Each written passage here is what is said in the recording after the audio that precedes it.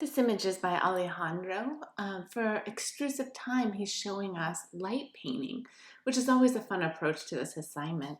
So he has someone standing and then someone, I'm assuming someone different, outlining this person. And this is taking maybe the full 30 seconds, maybe it's taking less time. But that's how he's showing his extrusive time, is through the lapsing of time as he's painting or someone is painting with light. Now, if you look at his subject's really hard to see also. So a general rule is you can just be in the image for about half the time, and that's when you're gonna see like a ghosted figure. If the person that was drawing this is a different person and they're in and out of it really quick, or they're moving around, then you're going to not have that person show up at all. So if you, in theory, were taking a picture and it was an hour-long exposure of a busy street, you would end up seeing that just as the street because everyone would be moving through, and unless someone was sitting for a half an hour of that exposure, they won't show up at all. So that's just a fun way for you guys to approach this. This is really effective. Light painting isn't easy, so that's really effective. And then the neighborhood in the background, like this light, it would be nice if that wasn't included, or this sign right here, maybe even the mailbox. But there's a lot of things in this neighborhood that are really interesting for us to go back and look at. And they're just given enough information with a little bit of light to pull us back there, right? So there's some things that are a little bit distracting, but in general, most of this is really interesting. The branches on the tree, the way that the light's hitting that's all working really well. This image is by Morgan, also painting with light.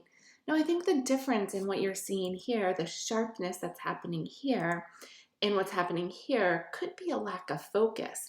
So you have a really high ISO and you're moving your the lights, but I'm not sure that they started off in focus.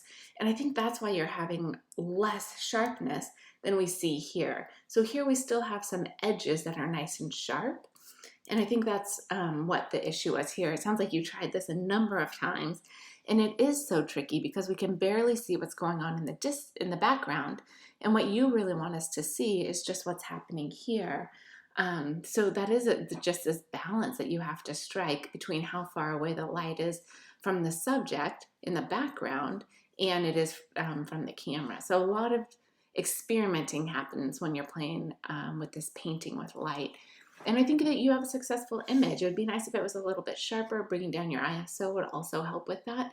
But the idea of capturing the light as it's moving is definitely done here. This image is by Catherine. You're at 1/15 of a second. You're seeing the movement as the watch is being swung, as the pocket watch is being swung. So a little bit more time, I think, if you had shot this with, instead of F9, one stop smaller would be F13. And then you shot this at, instead of 1/15 of a second, you shot this at 1/8 of a second, we would have much more movement. And I think that would get across the idea of extrusive time. The tricky thing with extrusive time is that you want to show the movement and you want it to be really obvious that you meant to show the movement. Not that there's a little bit of movement and it looks like it could be an accident. You want to show that it was very intentional that you have the movement. So shooting this at 1/8 of a second, or even 1/4 of a second, if you would close this down instead of F13 to F18, that would show us that this was really intentionally supposed to show movement. This image here is by James. You're at 1/30th of a second and you have this ball bouncing. So we have a little bit of movement happening here, and I'm sure you played around with this a lot also to be able to see this, but this ball is probably bouncing pretty fast. So I wonder how tricky this was for you to capture, and if just rolling the ball might be an easier way to capture it. Bouncing it might take a lot of experimenting to get the right type of ball that the right type of bounce. Like a balloon might be working better than a bouncy ball, right? Because the balloon would slowly go down and slowly go up. So that might be a little bit easier to capture all of that movement happening, where here we just have kind of the ball, but everything in the background is in focus. So we don't even notice the movement quite so much. So I would just experiment more with different objects to bounce. Yeah, I think a balloon might work better, or a really squishy ball might allow that movement to be slower and you'd be able to capture more of it. This is by Josh. We have a ceiling fan. This was shot at 1/30th of a second. So remember this, 1/30th of a second can be anywhere from, let's see, where do we have 1/30th? That's 1/40th of a second. So anywhere from a little bit of movement to here, you can barely even see the blades of the fan because it's moving so quickly.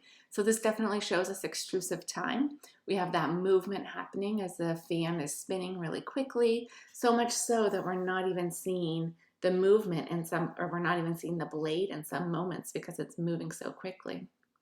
As you guys are doing these assignments, continue to think about the concept. So you're not just documenting something, but you also have an idea behind it. And I think that's what we see really strongly in those first images, is there's more of a concept happening here, and that's why they're most successful. And then this is the last image we have. This is by Katie for extrusive time, and you're at 1/60th of a second here. So 1/60th of a second isn't really going to show that much extrusive time. So what you need to do here is wait until it's later in the day, wait until there's less light, and then showing if there's a storm coming through or if there's just clouds moving through. If you had a 2-minute exposure, then we might be able to see some movement in the clouds, but at 1/60th of a second, we're not really able to see that quite yet. So shooting later in the day would really help with this.